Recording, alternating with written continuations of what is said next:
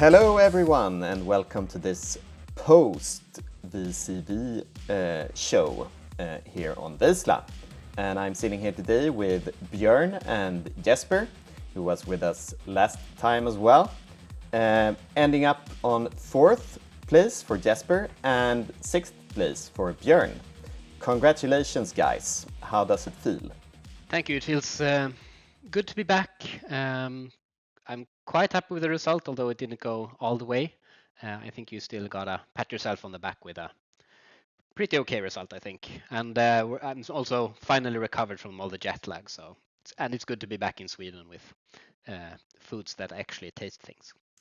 Nice, and how do you feel, Björn? I agree about the last part, especially.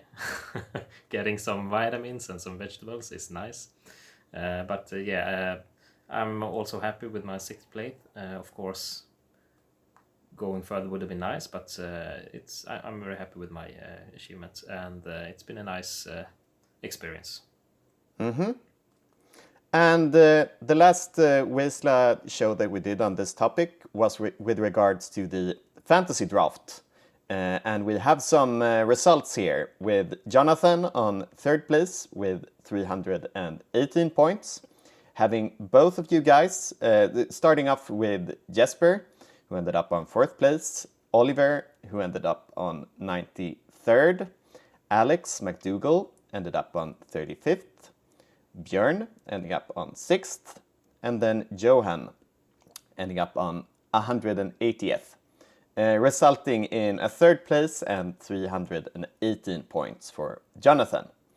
2nd place we got Hugo from Team France, who was ending up on 277 points, betting on Jack Harpster ending up on 62nd place, Tim Schneider ending up on 22nd place, Arnaud Allo ending up on 154th place, Teroxer El Rojo ending up on 88th place, and then Richard Ziegler ending up on 7th with a total result of 277.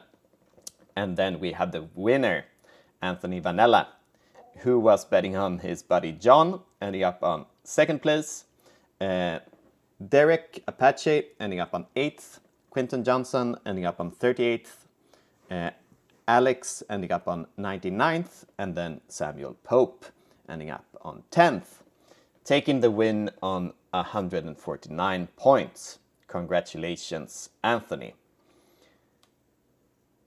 Yeah, you guys did your best for Jonathan here, but betting on those Frenchmen, it seems, didn't work out this time. Anthony's Anglo-Saxon strategy appears to be much stronger. Yeah. Exactly. There was quite a few Americans there, I guess, and he bet on the right horses. All right, so going into the tournament then, starting with round 1. Jesper, hit us off.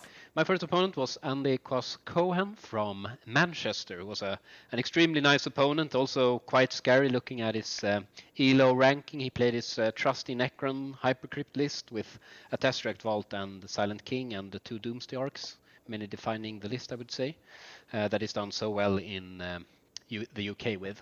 And we played on the quiet, spooky map 7 of GW Train, which is the by far most closest train with a lot of staging points, which for once in a lifetime actually helped my army in this matchup, because I actually have staging units with Calgar and Gilliman. So I managed to abuse that quite hard on a ritual map and basically stage on him, get some shooting meanwhile, and then connect with my melee components in my army, which I was able to use for a quite convincing 91-74 win. Nice. And what about you, Björn?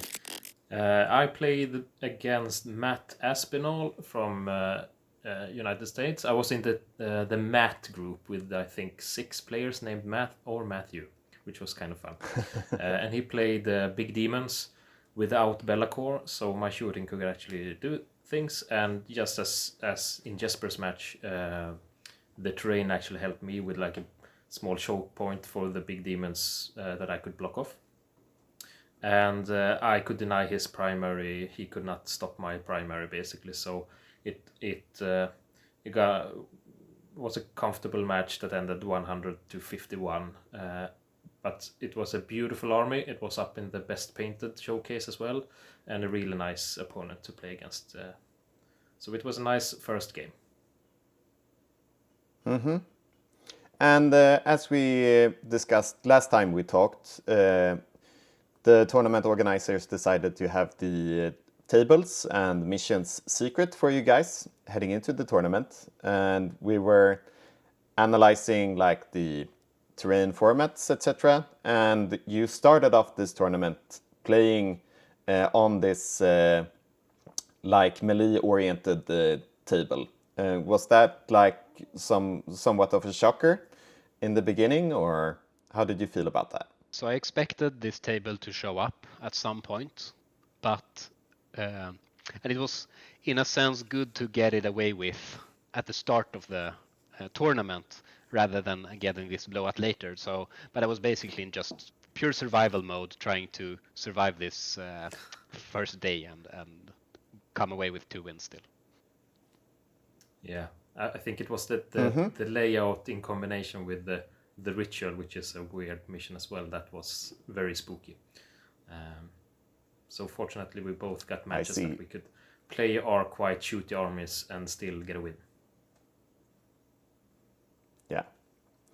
All right, so heading into second round. Hit us off, Björn. All right, so the second game I played against my second Matt.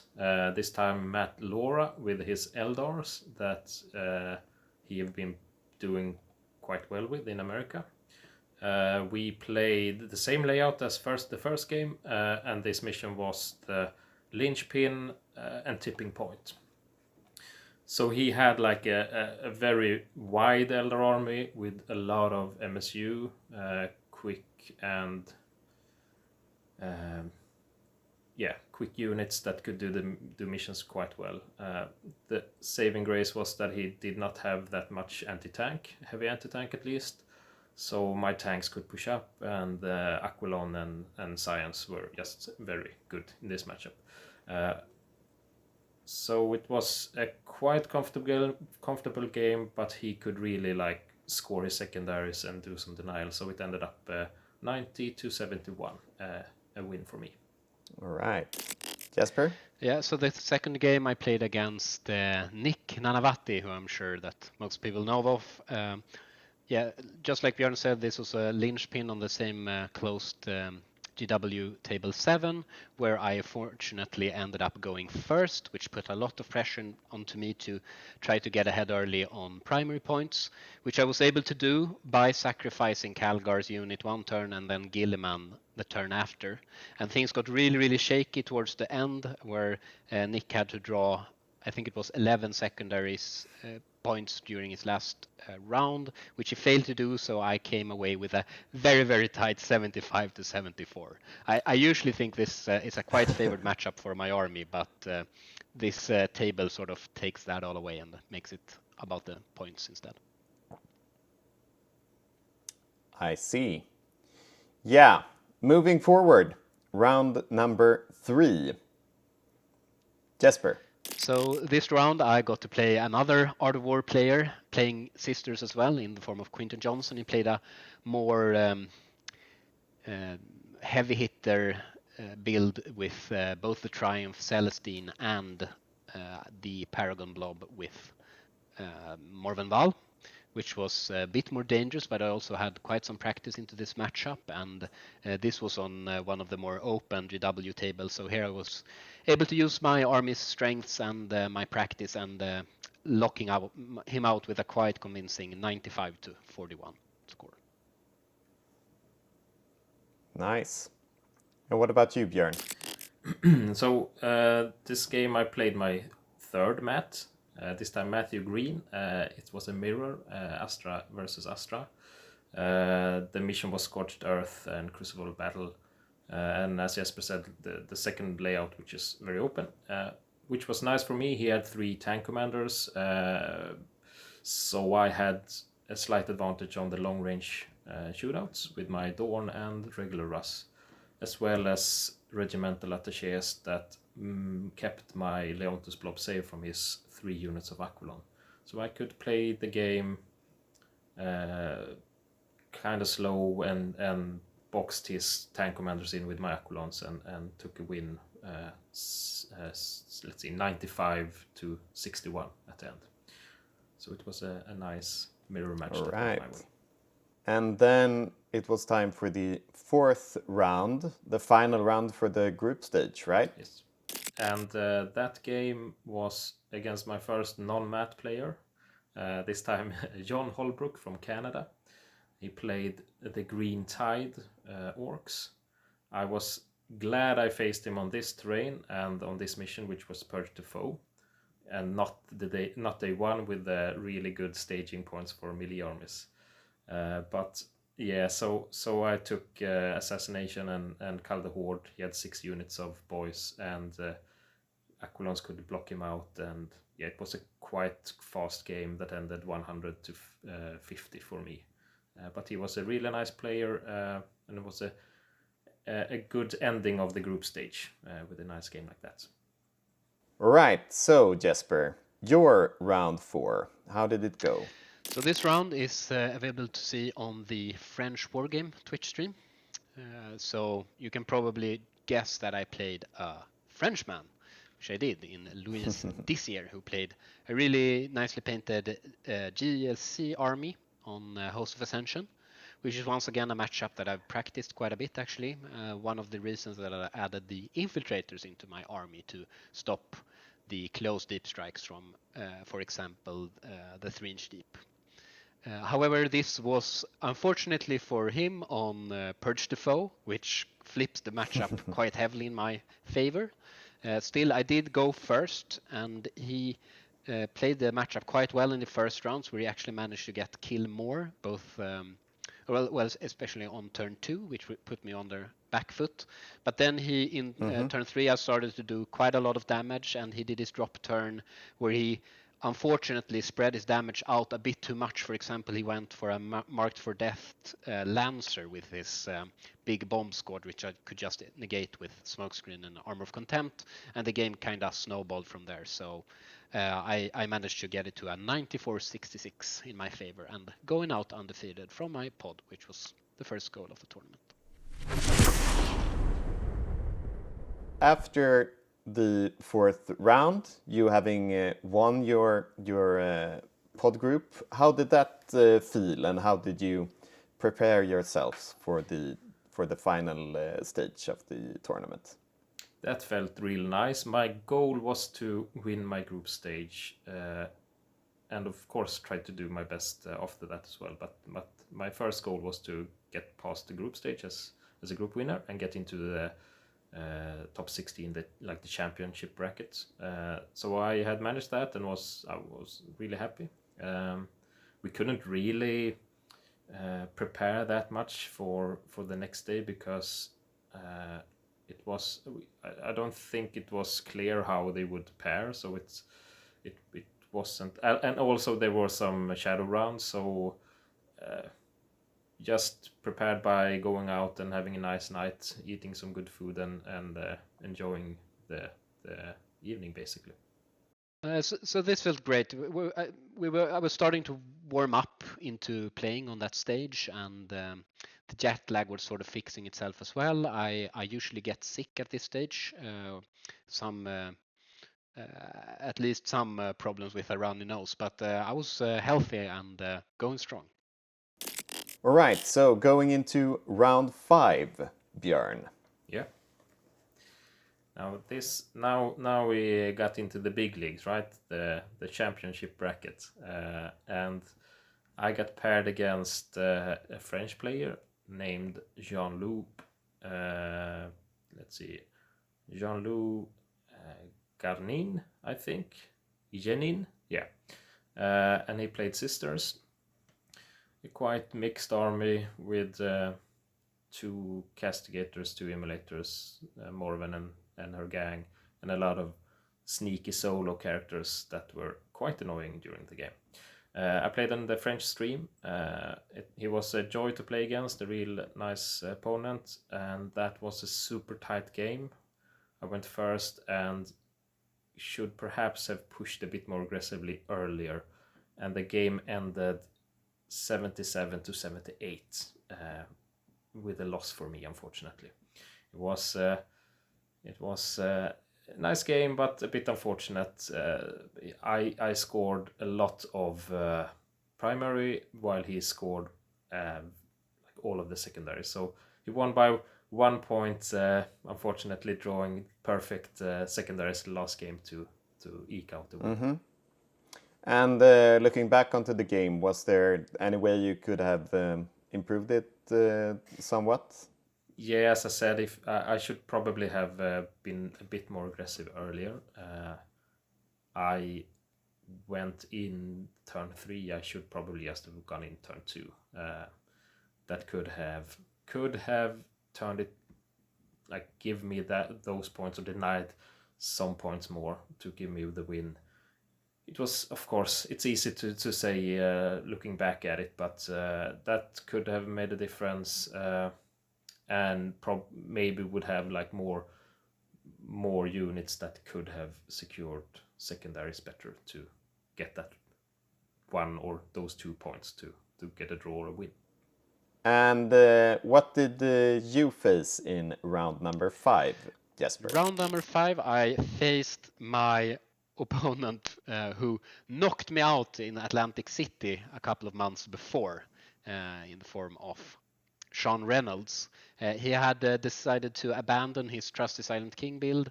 I believe he didn't like to play Hypercrypt, so he jumped into Gardas instead. This was once again a matchup that I practiced quite heavily, and I think that shone through here. There was no explosions flipping the game to any player's favor, so I could sort of keep trading favorably with my tanks that had access to AOC and smokescreen, and slowly grind the game towards my favor. I won 74-48 in the end. All right. So, getting back on the horse again, Björn. Round number 6. What did you face then? Then I faced Conan Jennings with his Space Marine Vanguards Ultramarine. We played Terraform and Crucible of Battle on that one. It was a matchup that I had prepared a bit for, but he had a lot of anti-tank, Eradicators, DevSense, and Plasma Inceptors.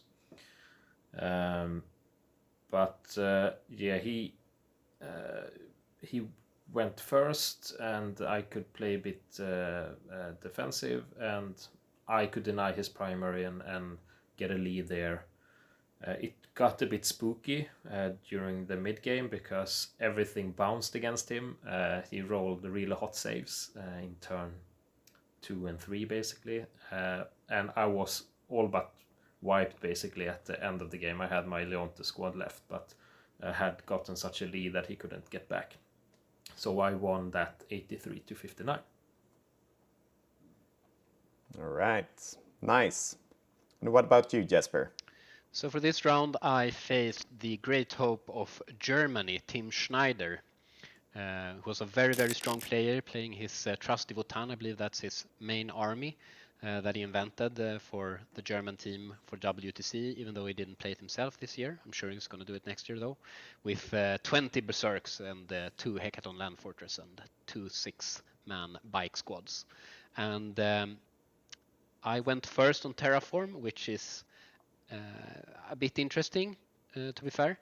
And he managed to deny my turn 1 Terraform, whereas I failed to deny his because my Vindicator with Oath couldn't kill 5 warriors. So that flipped the game quite open for him, with getting 5 plus 8 primaries, so 13 points from that singular thing happening.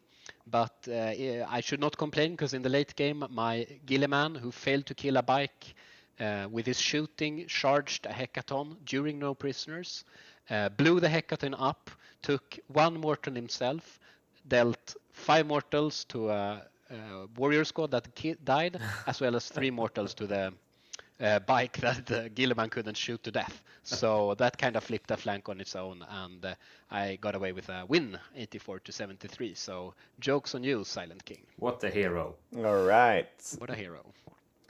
Having an explosion story from the US going in your favor Indeed. this time. Finally. We're, of course, hinting towards Jesper losing the finals in, where was that? Atlantic City. Indeed. In June of this year due to a Silent King explosion dealing 35 mortal wounds to a Blood Angel army or something. Yes. All right. So, moving on to round number 7. Jesper, what did you face after beating the German Voltan? Yeah, so this is kind of where the jet lag started to catch up to me again. Not that I should blame it, but I think we were all very tired coming to this game. I faced Folger Piles, who eventually ended up winning the entire event, playing his Custodes list, which was quite interesting. Once again, I went first here on Take and Hold, and he sort of opened an opportunity for me to lock him out of the game the second round. I'm still not sure whether I should have gone for this or not, but basically it came down to me double charging Witch Seekers with Gilliman and Calgar's unit in order to kill it with Calgar's unit and pile Gilliman into some Wardens and hitting them instead to deal quite devastating damage into them.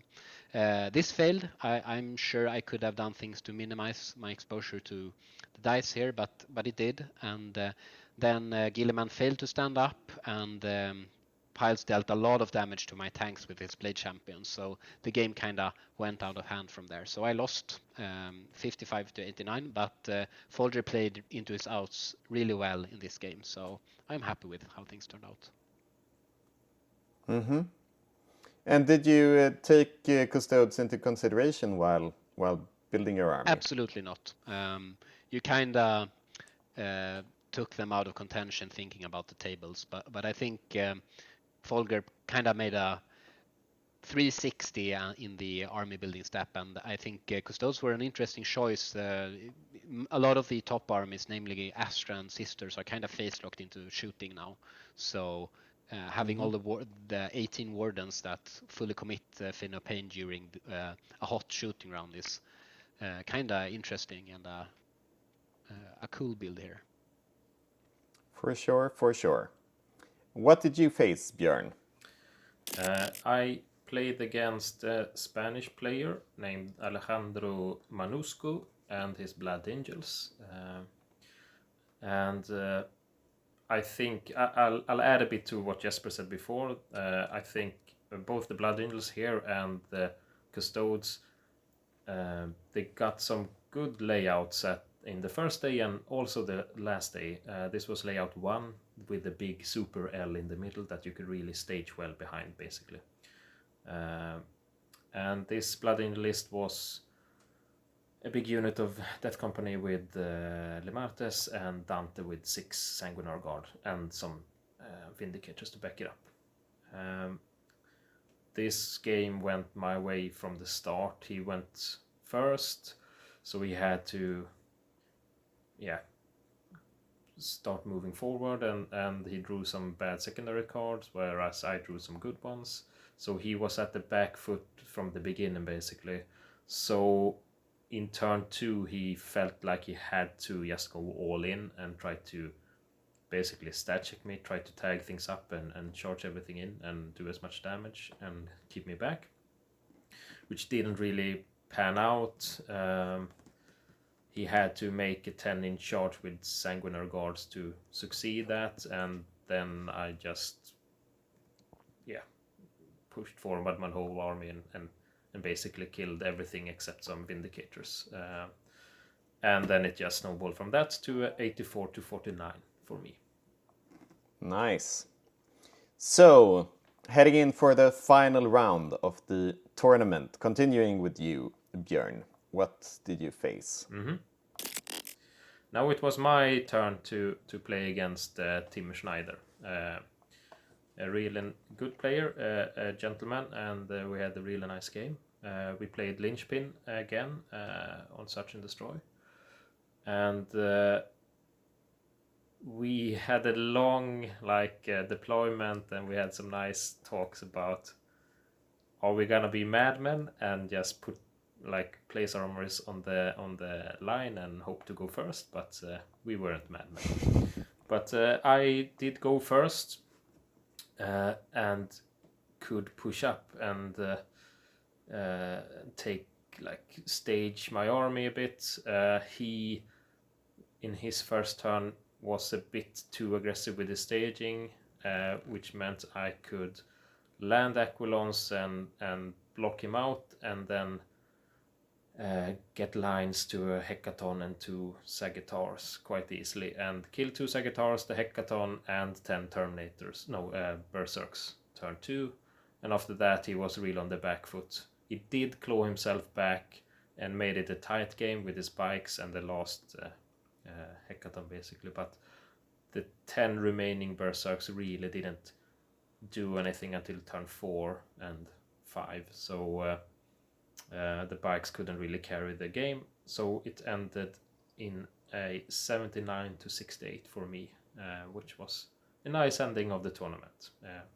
7-1 at the end. Cool. What about you, Jesper?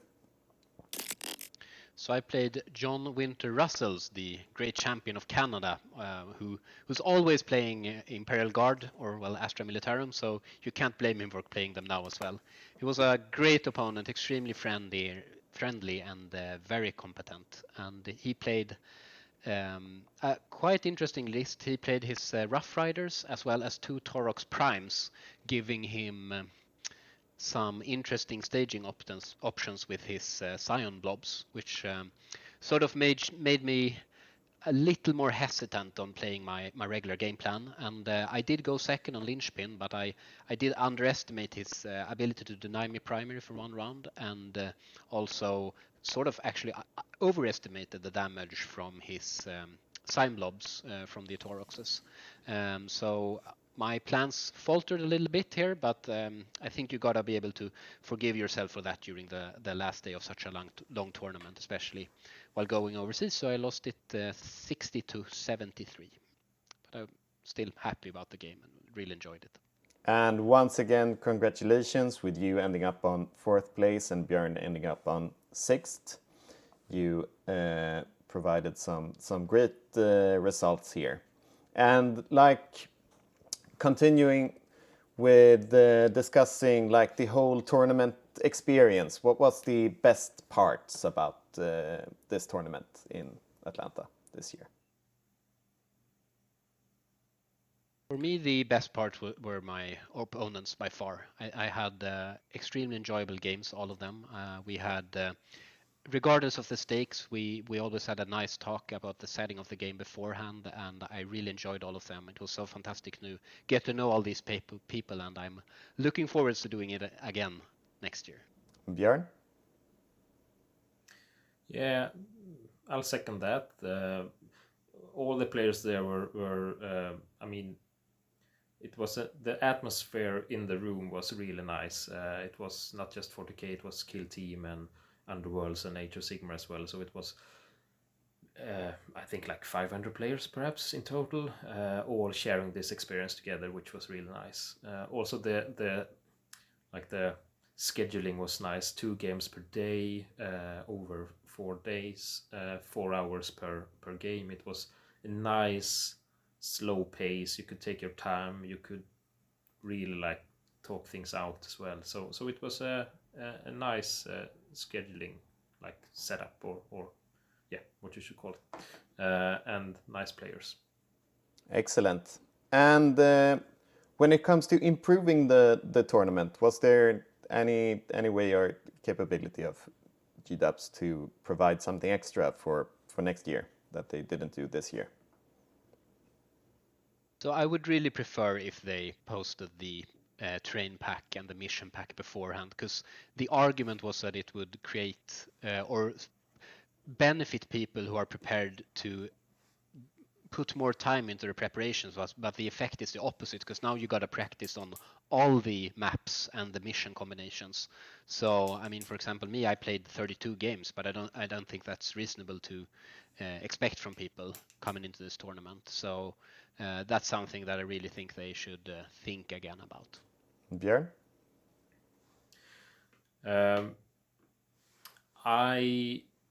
I think it was fine to not release it. I don't buy their argument for it, but I think it was okay. You didn't stress out as much beforehand. You just had to take it as it came, basically. However, what I think was a bit problematic was the information before and during the event was a bit. It wasn't all that good. The player pack, we didn't follow that as it was written, and some information about how the pairings would go through and shadow rounds like that. We didn't get as much information as we probably could have or should have to have a more comfortable experience. Mm-hmm. And analyzing here a bit on the top 10 of the tournament, of course, we had Folger winning with Custodes. John Lennon came second with Astra, and then Russell with Astra as well. Jesper with Space Marines, obviously. Marco Zantopadre from Italy with his Grey Knights. Björn came sixth with Astra as well. And then Ziegler with AdMech. Derek with CSM, some more Astra from Weasley, and then Samuel Pope on NIDS. What can we say about this top 10? Was it expected, or was it any surprises here? I think it's great to see that a lot of these faction specialists coming through, still performing here. We're playing one of the best metas in a long time, I think. Sure, Astra was quite dominant throughout the tournament, but I mean, they didn't go all the way, and I think we're all happy to see that, to be honest. Apart from maybe Björn, but I think you get my point. Yeah. Anything to add, Björn? Yeah. No real ups. I mean, Custodes in top was quite unexpected, perhaps. But otherwise, I don't think there were like that many surprises. There were a lot of Necron players, but they didn't really do too well. I'm not sure where the first Necron player placed. It's like 12th or something like that. But no real big surprises. Yeah. Nice. Any highlights from Atlanta apart from the tournament? Something to recommend from future. I think you need to plan your food intake quite a bit more. Like we were shocked to find a breakfast containing fruits the last day. We couldn't believe our eyes. We were scared that we would die of some kind of overdose because we were so unused to fruits and vegetables. So that's something you got to think about. I also don't. I mean, you have to fix your water. Why does it taste swimming pool? And that carries through. So if you order a soda that they mix, it's gonna taste swimming pool as well. So that's. Yeah, that's what I'm gonna remember about that lamp. Yeah. All right. Yeah, we all got a bit a taste of the scurvy there at the end. I think needed some vitamins. Mm-hmm. But we did some sightseeing on Wednesday, the day before. Their aquarium was quite nice if you like that. Otherwise, it's a city of contrasts from the really nice high-rise towers, houses, and then the streets are quite rough. But yeah, you can always get good water at Hard Rock Cafe as well. All right, and also in the hotel gym had great water. Yeah. Yes. Coconut filtered. Nice. All right, so both of you guys being a part of top 16, you got provided with some golden tickets for next year as well. Definitely, Will I'll you be be back with a back? vengeance. As soon as I lost my first game, I was like instantly trying to make sure that I was qualified for the next tournament. So absolutely. Fun story is as I was trying to sleep this Friday, I was lying in bed and thinking like, I haven't tried hard at a single player tournament in a while. That would be fun to try again. And then I sort of remembered about this whole ordeal. So I think I still have the fire. Björn? Yes, for sure. I mean, me and Jesper, we talked a lot about how fun it would be to like play on the top tables on the stream, 2 Swedes. So we have to try that next year. Anything to add with regards to the other Swedes that were joining you guys on the trip? Sure. We were 6 Swedes in total. One of them played for Norway though, and there were some like mixed results there. Joachim, he went 5-3, so he did quite well. He started off a bit rough, but then I think he won like Third his, last, I three think he last won. games. I can't really remember, but yeah, exactly. So he started off a bit bad, but then trucked on really good. Daniel, I can't remember what he ended up. I think he won 3 and drew a couple and 3-5. lost a couple. I'm not sure. 3-5. Okay. Yeah, he lost a game in the group stage, and then he when he didn't have the ability to win the tournament, he started trying things out basically, and enjoyed himself more than trying hard, I think. All right. And then with Rasmus, he had a quite rough time during the tournament, but he took his losses with a smile, and I think he really enjoyed himself, even though the results weren't as good as he hoped. I think. Nice. And then we had our Norwegian Swede, Victor, that did okay. I think he went like 4-4. Something like that, yeah. So, preparing for next year then, what are your thoughts? Will you be going into it somewhat differently, or were you happy about your preparations from this year? I think we're gonna save if given that it's the same tables or close to them, and also if there's a terrain pack provided beforehand, I think you could save a lot of time on that stage. I'm very happy that I managed to play a sort of creative build, or well, I guess going back to an old build that was kind of forgotten about and combining new things. So that was quite the advantage, even though I think the army isn't that complex to play against. It's still an advantage to be in the first game for the opponent every time. So that's something that I'm gonna keep on trying, I think. And otherwise, I think I'm quite happy with the preparations. Björn? Nice. Björn? And for me, I had gotten a lot of preparation just by playing Astra basically the whole autumn.